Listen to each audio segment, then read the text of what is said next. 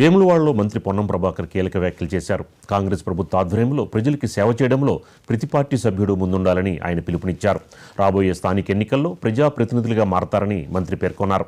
ప్రభుత్వం అమలు చేసిన పథకాలని గ్రామీణ ప్రాంతాల్లో గడప గడపకు తీసుకువెళ్లాలని దిశానిర్దేశం చేశారు. వేములవాడ శ్రీ రాజరాజేశ్వర ఆలయ అభివృద్ధిని ధ్యేయంగా తీసుకున్నామని, రాష్ట్ర ఆర్థిక పరిస్థితి ఇబ్బందిగా ఉన్నా ప్రజాసేవలో ముందుకు పోతున్నామని అన్నారు.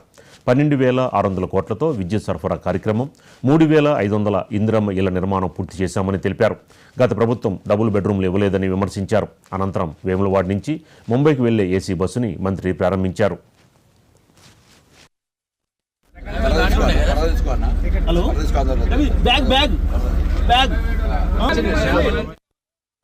మెట్టిపల్లి మీదుగా ముంబైకి 2 ఏసీ బస్సులు ఏర్పాటు చేయడం జరిగింది. ఈ రోజు ప్రారంభోత్సవం చేసుకున్నాం. ముంబైలో ఉన్న ఎక్కడున్నా తెలంగాణే.